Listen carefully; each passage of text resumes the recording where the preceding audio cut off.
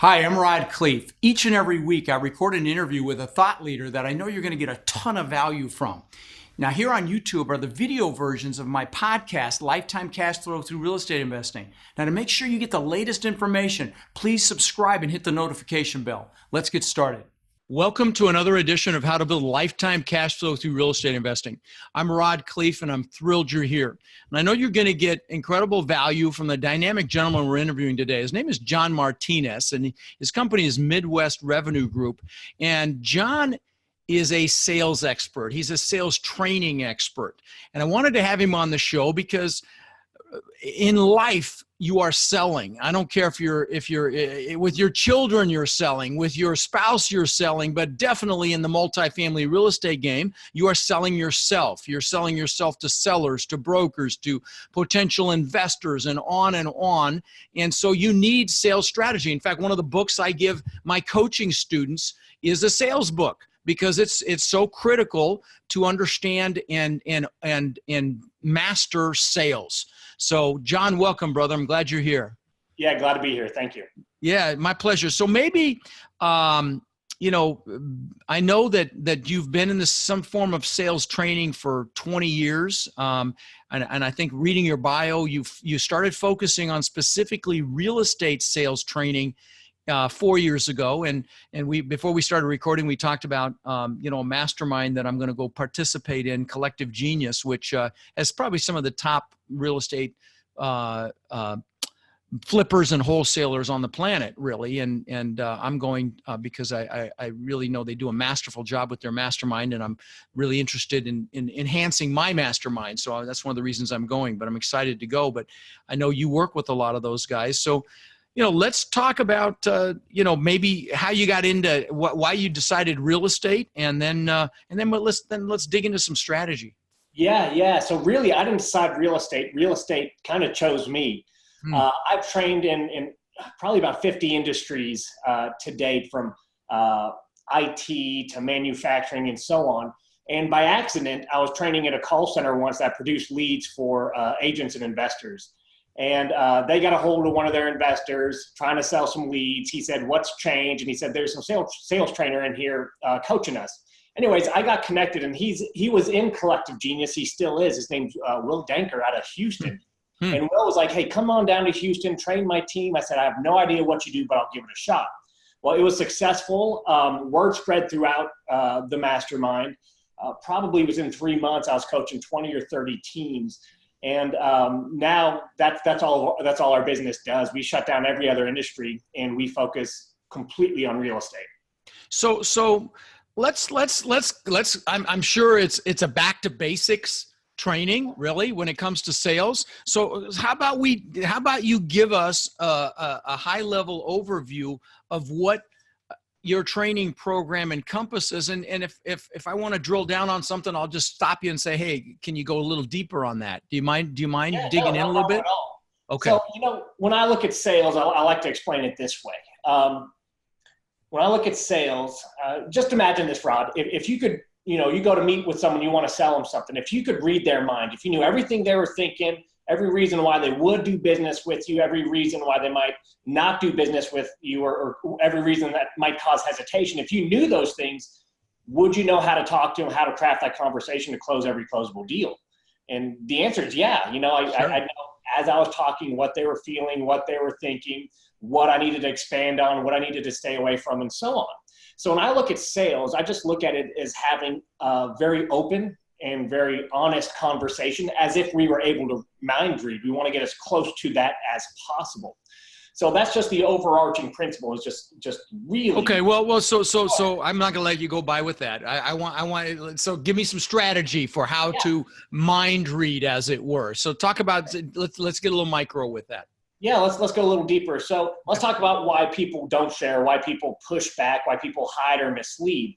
It's because they feel some type of pressure, right? If you, if you're thinking about, if you've ever been in a timeshare sales presentation, right? You go in there guarded.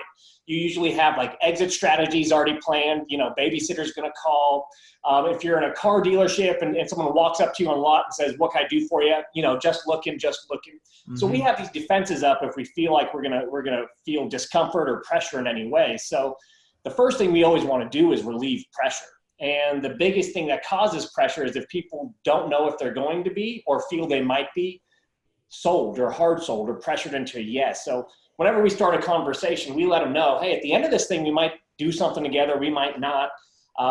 Really no big deal either way. If we don't do anything together, it's not going to hurt my feelings. Honestly, I talk to a lot of people and, 4 times out of 5, this goes nowhere. I'm just interested in having the conversation wherever it goes. So relieving pressure is one way we constantly are trying to open up that conversation. Okay.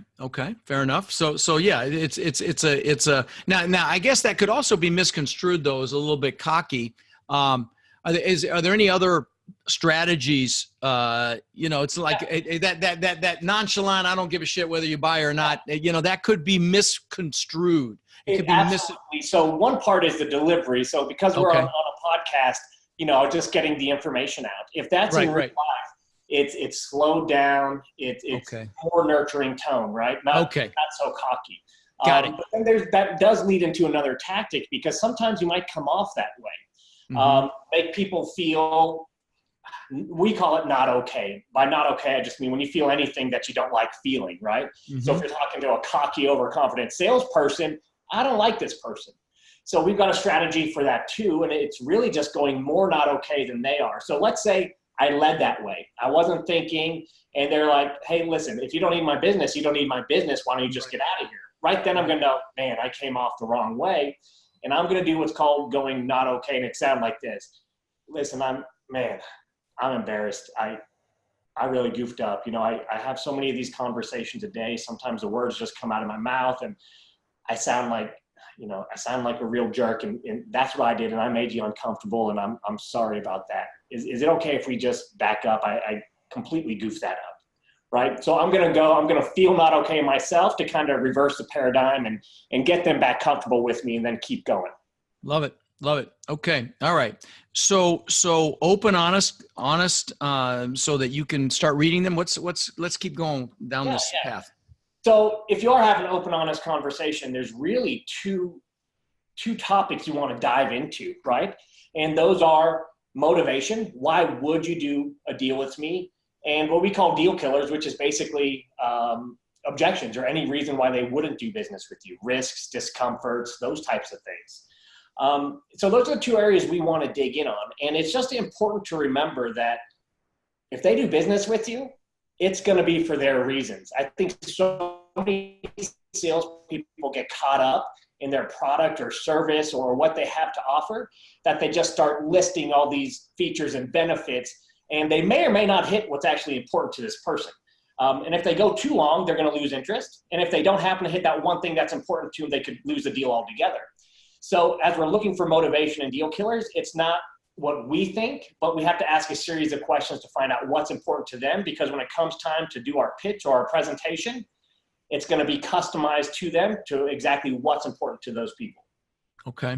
So how do you find how do you find that motivation? I mean, obviously it's questions, but are there any strategies around finding motivation and deal killers? So I'll do each. So with motivation, there's really 3 types of questions to ask, and you just keep asking them in different ways over and over until you get to some type of personal impact, right? Like we don't make any changes in our lives or do anything unless we're personally impacted how we feel or what we think about or what we do.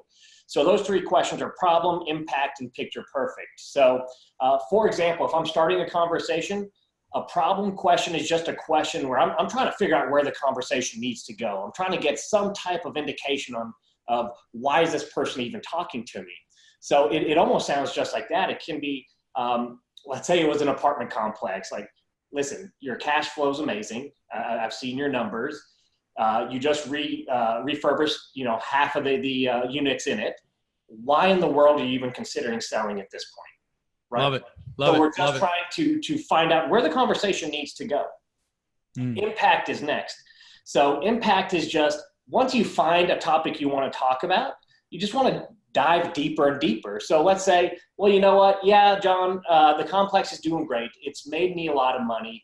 It's just keeping me a little bit too tied down. So I'll just simply ask, tied down, what do you mean? Tell me more about that. how long have you been thinking about this? How long has this been on your mind? And the more they talk about that, the more personal it's going to become. The more questions you ask, just to keep the conversation going, we're going to find out true motivation. And you can get into neuroeconomics and psychology and all that kind of stuff, but the bottom line is the more people talk about their emotions or what they want to do, the more motivation they feel to take action on it. And the more rapport you have built, and the closer you get in the, right. Okay. So what's picture perfect? It's just the same, but instead of negative, like, why are you thinking about selling it? It's a positive.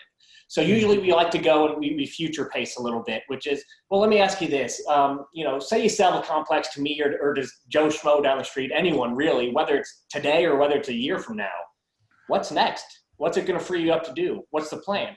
And then get people talking about what life looks like after the transaction and get them excited about that. And again, we could go back into impact. Well, why that? How long have you been thinking about that? What would be like? Or what would that be like? And so on. And what we're really trying to do is help them paint this picture and self-discover, hey, here's where I'm at right here in life, right now in my situation. Here's where I want to be. And what you end up with is this gap or this chasm in between. And when you get to your pitch is just going to be bridging that gap from where they are to where they want to be. That's how you're going to craft it. So you just want to get them crystal clear on, where am I at? Why is it important that I change? Where do I want to be? And why is it important to get there?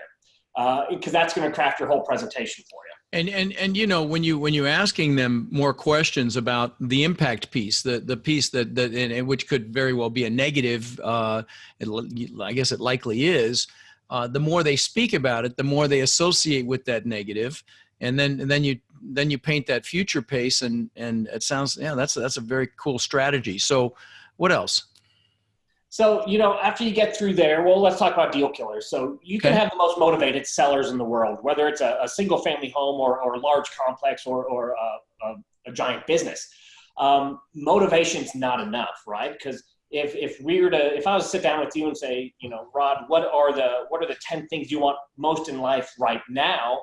Well, chances are those are things you want that you don't have. Doesn't mean you're not motivated to get them, but something's standing in your way. So we know motivation's not enough. So let's figure out what's getting in the way so we can grease the wheels of this deal. And what's getting in the way is usually around risk or discomfort. It's usually around, hey, risk, and am I getting the best deal? Discomfort, I've never done anything like this. I don't even know how to make this decision. Relationships can get pulled into it. Hey, my brother-in-law wants to buy the business or the complex or the house from me. So risk, relationships, discomforts, all of those have to do with what will hold people back. And a lot of people say, well, what about the money? Well, the money is usually just the fear of leaving money on the table.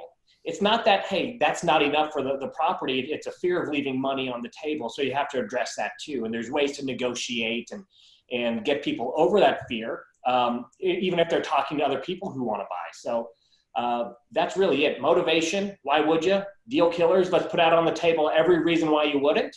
And then at the end of this thing, let's just look at all the pieces and figure out if it makes sense for you to make a move or not. So, do you believe in closes or if you do, like, let's say you've identified these things, you've pulled these things out of a person, what the deal killers are. How would you, let's say you bump up against one of these deal killers. How would you get through that? Yeah. So there's two types, right? There's types we can deal with through the structure of a deal, which we'll get to in the presentation. But then there's types where there's nothing we can do about it, right? Let's say, hey, if you sell this property to me, your attorney of 20 years and the other owners or a family member is going to be really upset with you, right? Like, I can't do anything about that. I can't structure that into the deal. So what we do is we reframe the question. We make it really simple for them. So when I say reframing is I'm going to take everything I've learned in the motivation piece, the problem, the impact, and the picture perfect, and I'm going to compare it to that objection or that discomfort, and I'm going to let them make the decision. So it sounds like this. Hey, listen, we talked for a while, and if I have this correctly, the reason you were considering selling is that for the last 5 years, you've been caught up in legal battles, and it's been taking a toll on you and your family. Financially, yes, but the bigger thing was the stress on you and your wife. You skipped the last 2 years of vacations, and you finally hit the point where you said, I don't need the money anymore. It's time to let this thing go. Is that correct? Yeah. And if you do sell, you're going to make up for those vacations, correct? Yeah. And he said that was very important to you. But on the other side of the table, the flip side of the coin is if you sell, your attorney who's been advising you for the last 10 years is going to be extremely upset. He is advised against this as hard as he really could. So the real question is this: what's more important to you right now? Is it getting back on track, getting rid of this so the stress is gone from you and your wife and you get to take the vacations? Or is it more important at this point in your life to make sure your attorney is happy and avoiding that tough conversation? And I don't have the answer for you, right? I wish I could give you the answer, but that's the question you need to answer. That's really the decision you need to make. So it's just, you clear it up with what you've learned and you just reframe it and you let your prospects get over the objection themselves. Interesting. No, that's very, very, very compelling. Okay. So when you're doing a quote unquote presentation, or maybe you call it a presentation, you don't call it a close. In the old days, it was called a close. Can you speak to, is there a difference? Yeah, so there is a difference. So, when I got into sales, I've been through every training. I read all the books, and it was all about closing. One of the books I read early on was Spin Selling by a gentleman by the name of Neil Rackham. Spin Selling it was really just a study of sales. And they went into the study. It was a 12-year study of about 35,000 sales calls in a bunch of industries. And they went into the study thinking, hey, salespeople who know how to close or had the most closing training, those are going to be the best people, right? So that was their hypothesis. What they went in and found was the exact opposite. The more times a salesperson attempted to close, the less likely they were to get the deal. So they had to start digging in more and more and more and figuring out what in the heck makes the top 1% of salespeople a top 1%. And what they found out was it was the questions they asked in the first part of the sales call, which in Neil's book, it's situation, problem, implication, and needs, payoff. It's the SPIN acronym, but essentially it's the same as a problem, impact, and picture perfect, and that's where we get those questions. So it's the questions you ask that leads to the close, but at some point it's time to present and see if the deal is going to close or not. So, I look at closing as the old school way of, there's all these different closes you can use and you kind of turn the screws, put on the pressure. It's time to make a decision. Do it, do it, do it. That's going to lead to a poor outcome. You do still close and present. It's just, it's a little different. So I'll explain it. So the first piece is going to be really just building that bridge we talked about, right? Hey, you told me these are the things that are important to you. I'm going to structure the deal so this will help alleviate this. This will help address that motivation. This will help you get over that deal killer. And we talk about the deal. And we just present in their terms, in their words, to their specific situation. Now, when it comes down to time to actually close, well, usually at the end of the presentation, I will sit back and, ask what they think. Some people will close themselves right there. But more often than that, probably 80% of the time, you're going to get some version of, let me think it over. There's going to be some other step in there, right? There's going to be some kind of stall. Now, that might mean that it's already a no and they just don't have the heart to tell you, which happens often, right? We don't usually like to let salespeople down. We just, hey, let me think about it. It's already a no. Or there is just something they need to think about. So what we do instead of pressuring for the yes is it is decision time, but we go for the no. We lean towards the no. So it sounds like this, and then I'll tell you the 3 things that'll happen every single time afterwards. Listen, I understand it's a big decision. It's a lot to think about. But after everything we've talked about, if at this point you're still uncomfortable or unsure moving forward, we probably need to call this what it is. It sounds like it needs to be a no, right? And what happens here is this: when you go for the no, now it doesn't mean the selling's over, but all pressure is relieved, right? You can kind of see them kind of sigh like, now it's over, right? And one of 3 things always happens. Now, if it was a no, if they've already decided no and they didn't have the heart to tell you, they're going to tell you and go, yeah, you know what? It's not going to work. It's not a fit. And and at the end of the day, if it's a no, you'd rather know than not know it, right? You don't want to go back just wondering forever. The other thing that can happen is we don't make decisions oftentimes till we're forced to. If you think of any massive decision in your life, any big decision, we usually don't make that decision right when it's presented to us. We make that decision when it's time to make that decision, when we're up against a wall and it's time to make a move. So going for the no also kind of brings that wall here. It's time for a decision. And what will happen a lot of times is people who are just not ready to make that decision, once you give them the no, but they are motivated to take a move, they say, you know what, I've been thinking about this long enough, it's just time to do it. And the yes comes out. Now, the third and final thing that can happen is this. You've relieved all the pressure. It's not a yes and it's not a no, but there is still some stuff they either need to do or think about. Open, honest communication, they let you know what it is. So it usually sounds like this. No, John, I'm not saying it's a no. I'm just still a little worried and concerned about how I'm going to handle this, right? Or I am going to have to talk to this person. But now, again, we know, and we can address it. It's all about the communication. When we know what's going on, we can address it. We know where we're standing. We know where we are in the process. So how do you, that's a great segue for an objection that always seems to be a challenge. How do you deal with an objection where somebody says, I need to talk to somebody else? Yeah, so we usually deal with that up front. Okay. So we go through our system, our sales process is set up in a systematic way. So first thing we do is we say a few things to kind of relieve pressure on the front end. Then we go into motivation, and then we go into deal killers. And within that deal killer section, there's going to be decision makers. And where most people get hung up there is they ask, who's the decision maker? Sometimes they literally use those words, or what they're really looking for is who has the authority to sign off on this, right? Right. That's the wrong question to ask, because there might be one, two, or a small group of people with authority, but there's usually a much larger group that's going to have some kind of impact that can sway a decision one way or the other. So, we can ask questions like, here's one, for example. Hey, listen, let's say we got to the end of this. He said, you were so excited about it. You said, let's just do the paperwork right now. Would there be anybody who would be even a little bit upset that you did this without talking to him first? Right? So on the front end, we're going to start pulling out those people so we can figure out, hey, am I going to have to talk to these people? Is that a legit next step? Do I have to modify my process in some way to pull them into the conversation?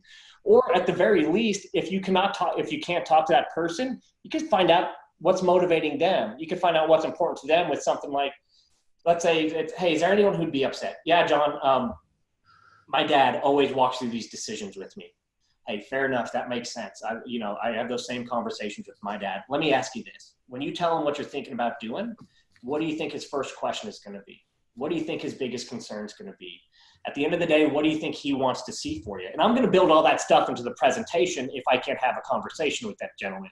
So we're addressing it all up front. Does that make sense? Yeah. First question he's going to ask, biggest concern he might have, and you're pulling it all out, and then you deal with it when you do your presentation. I love it. Okay. And he might still have to talk to him, but now you've prepped him. You've given him the game plan on how to talk to dad. You know what he's going to ask. You've already given him the lines, and now you've increased your odds of closing that deal.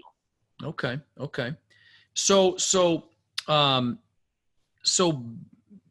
I guess closes, and this is how I was taught, old school, Tom Hopkins, know all the different, the assumptive close, the persuasive close, all these, the open, I don't even remember the names of them anymore. So Ben Franklin, the puppy dog. There you go. So yeah, the Ben Franklin, God, I've done that myself. So talk about how you move from this question and answer period. I mean, really, sales really is question driven. Yes. I mean, that's the best way to steer a conversation and guide a conversation and manage a conversation and go the direction you want to go. Yes. Yes. Okay. So when you're ready to move into, hey, it's time to, for the pedal or for the, you know what I'm trying to say, when it's time to move from that to the presentation or close. Right. What are some segues or some lines you can use? So there's a question I highly recommend asking. And if you ask this question, I'll give it to you in a second, you're going to be able to see exactly how the sales call is going to end. You're going to be able to see into the future. So the question I like to ask is basically just around, hey, we've talked about all this stuff. I'm going to lay it all out there for you, address everything. At the end of this, once I give you all the information, are you going to be in a position to make a decision? Are you going to feel confident in making a decision, yes or no? And by the way, If it's no, that's okay. I just want to make sure we didn't miss anything and you have all the information you're going to need to feel confident going one way or the other, right? So what I'm asking is, are you going to be in position to make a decision? And I'm going back and relieving pressure and saying, I'm not asking for a yes, but do you have the information you need so you have a sense of confidence one way or the other at the end of this? Now they might say yeah, or they might say no, and then we know we've missed something and we don't want to launch forward yet. We want to figure out what we missed. Well, no, I can't make a decision yet, John. No problem at all.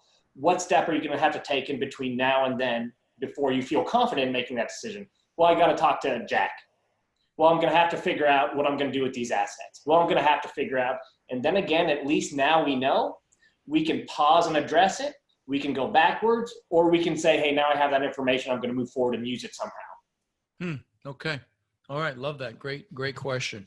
So you ask the question, then what? Yeah. So if we decide it's time to move forward, we go right into the presentation. Okay. Usually I end the presentation, the exact opposite of the assumptive close. I'll go a little bit into negotiating if you want. Okay. Let's talk about, let's talk about the assumptive close first so they know what it is. Yeah. So the assumptive close is assuming the sale. Right. So you're going to like this. I know you're going to love this. At the end of this, I know we're going to do business together. You might not know it yet, but it's constantly assuming the sale. It might just be gestures like sliding over a contract and handing a pen, but it's assuming that this deal is going to close. Right. Okay. That's how I remember it here. Let me just sign my name here and let me pass it off to you. Exactly. Right. Okay.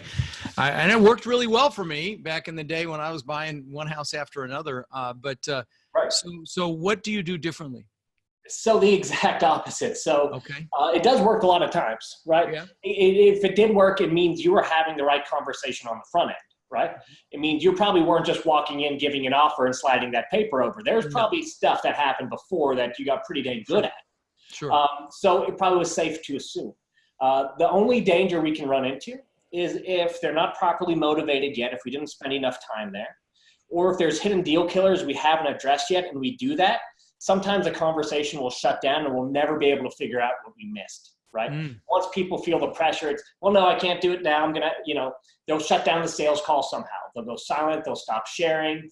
They'll give an excuse. And now if we don't have that information because we assume too quickly, we don't have the data. There's nothing we can do about it. We can't restructure the offer. We can't have the conversation. So you just want to be careful that you don't prematurely close the conversation before everything's done. So what I like to do is I do the exact opposite. And it's, hey, listen, we do a lot of single family homes or train people to buy a lot of single family homes. So it's, hey, listen, I'd love to buy a house like this. In this neighborhood, it would be a home run for us if we could buy it for $75,000. And I know there's no way you take it. So I'm going for the no right away, relieving pressure. But what I also did is this is the segue into negotiation. Because what I just did was planted a seed, and whatever I'm going to really offer is going to be compared to that first number. So it's kind of like if you go to a department store and you take a shirt off the rack and it says $199 marked down to $49. What do you think? You're like, that's a heck of a savings. We always compare what we pay to that first number, right? Same thing when my wife goes shopping. She never tells me how much she spent. She tells me how much she saved. So I know you had Chris Voss on the show. This is actually opposite of what he teaches. He wants them to do the first number, but I think I think it's wrong. And the reason why I think it's, and I love the guy. I think he's brilliant. The reason I think it's wrong is because whatever the offer is going to be compared to it's called a price anchor. So for example, if someone expects $100,000 for a property and you offer 60, that's a terrible deal. Right. If they're expecting 60 and you offer 65, that's a smoking deal. So we want to reset expectations. That's why a lot of investors use comps, but you don't even need to use comps, right? All you need to do is reset expectations with something like, I'd love to get this at this price. That would be a home run. I'd feel very safe and confident doing it at this price. I know there's no way you'd sell it to me. And honestly, I could give more, but that would be a home run for us. Now we've reset expectations. So as we move into the negotiation, we're building up from there. Interesting. No, it's fascinating. Let's talk about a few negotiation strategies before we cut loose here, because that's awesome. So there's a couple of real simple ones. So first one we just mentioned was the price anchor, right? We want to reset expectations. Second one is never give in without getting something in return, right? If let's say it's a complex and it's $1.2 million, they say no, and you say 1.3, and they say no, and you say 1.4. At some point, well, number one, they're never going to stop asking for more. And they're going to say, well, were you just trying to rip me off to begin with, right? Why weren't you leading with your best? So whenever we negotiate, we can give, but we always have to take something. And I don't care what it is, but it has to be something. So for example, it can be, listen, I have some leeway on price, but what I need from you is I need to tighten up these dates around this a little bit. I need a commitment that we can get this done in the next 45 days. Or extend them out. I'm going to need an extra 30 days. We just want something, right? We just want something. It doesn't matter if we really value it or not, but whenever we're giving something, we need to take something so it's a value for value exchange. So people don't feel like they're leaving money on the table or being shortchanged. Also, as we're negotiating, as we're kind of going back and forth, you should do so in decreasing intervals. So if you're at $1 million, you go to 1.1 million. The next might be, let's say you're topping out at 1.2. You might say the next one is, it's 1.1, 1.15, and then you're just smaller and smaller increments, right? You might start with 100,000, and then the next give is 50,000, the next give is 10,000, and then 5. And what this signifies is that we're getting closer and closer to the top, right? Mm-hmm. We're reaching that breaking point. And so it's decreasing intervals as you negotiate up. And then we always recommend ending on an odd number. Most people who go through our training, they don't buy houses for $1 or $2 or $300,000. They buy houses for $225,000, $557,000 and a quarter, because that's the final piece that this number came from somewhere. We hit the top. So if you set price anchor, negotiate up in decreasing intervals, always taking as you give, smaller, smaller, smaller. This is the best I can do. I'm at 125 and a quarter. That's the final mental signal that there is no more in here. And that's how we relieve the fear of leaving money on the table. Nice. Yeah. So many of us have walked away from a deal and said, he took that weight or she took that way too fast. I know I screwed that up because I'm selling it for too little or too much or whatever. And so that's great. Money on the table sets in, right. And then you have second thoughts. Right. Well, listen, brother, really enjoyed it. You added tremendous value. Guys, his website is midwestrev.com, rev.com. And really appreciate you being on the show, my friend. And you obviously did your homework. You said you listened to Chris Voss, so that's awesome. And you obviously know your craft very, very well. And hopefully I'll see you at a CG mastermind here one of these days if you're there. I'm like I said, that'll be my first one. I'm just checking it out just because I need to learn how to run a mastermind. I want to improve how I run my mastermind. I'm always working on that. So anyway, it was a pleasure, brother. Pleasure here too. Thank you. All right. Take care. Hey, thanks for watching. Please subscribe to my channel. And if you listen to podcasts, join me on iTunes, Stitcher, or wherever you listen to those podcasts. Just search for Lifetime Cash Flow through Real Estate Investing.